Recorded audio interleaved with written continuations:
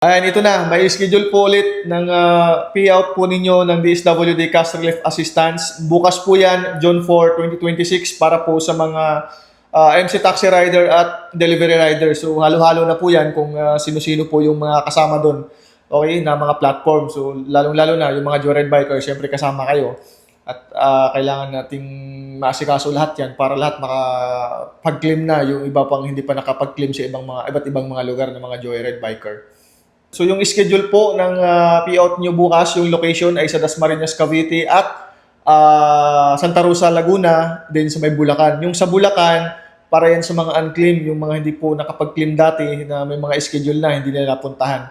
Kung ano po yung nakalagay sa text invite sa inyo, kung ano po yung address o location ng pag-claim ninyo, kung saan po kayo mag-claim at kung anong oras, sundin po natin yun. Okay?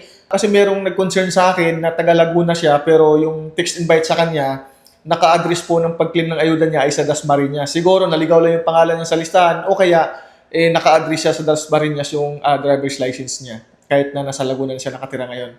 Sa madaling salita, kailangan po nating sundin kung ano po yung nakalagay na schedule po doon sa text invite na ma-receive ninyo, kung saan po yung address at kung ano pong oras kayo pupunta. Sa June 5 naman ay meron ding schedule po sa may Quezon, Batangas at Bulacan po ulit para naman din yun sa mga unclaimed. Para po ito sa mga MC Taxi at Delivery Riders sa mga hindi pa nakapag-claim noon.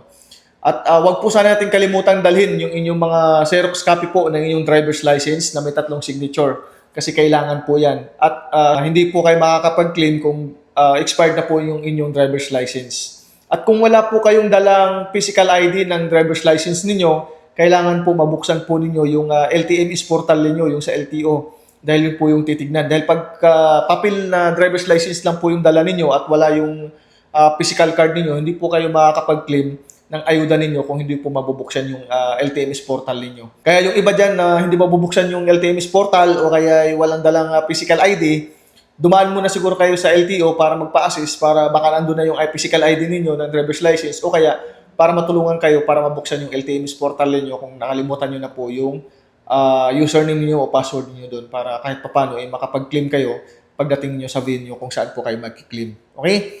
At paalala lang ulit wala na pong pupunta para magbakasakali na baka makapag-claim ulit ng pangalawa dahil na-text po ulit. Dahil hindi po talaga kayo makakapag-claim basta nakapag-claim na kayo sa kahit saang sektor. Kahit sa jeep man, sa tricycle man, kung napabilang ka dyan, kung sa LGU man, hindi ka na po makakapag-claim kung nakapag-claim ka na ng 5,000 o ng ayuda. Okay? So wala pong makulit sana para maayos po ang pila at para hindi na po tayo dumagdag sa mga naka-schedule ng araw na yun. Wala pong walk-in Dapat yung pupunta ay yung meron lang mga text invite.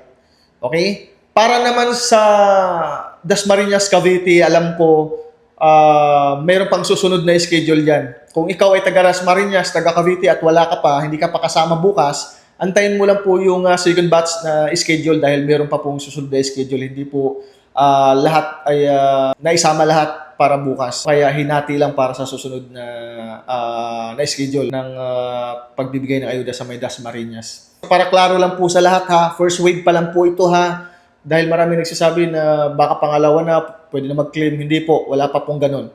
First wave pa lang po ito. Kaya kung nakapag-claim ka na noon, huwag ka na po pupunta. Okay? God bless po at mag-ingat po kayo lagi sa biyahe mga idolo at kita-kits po bukas.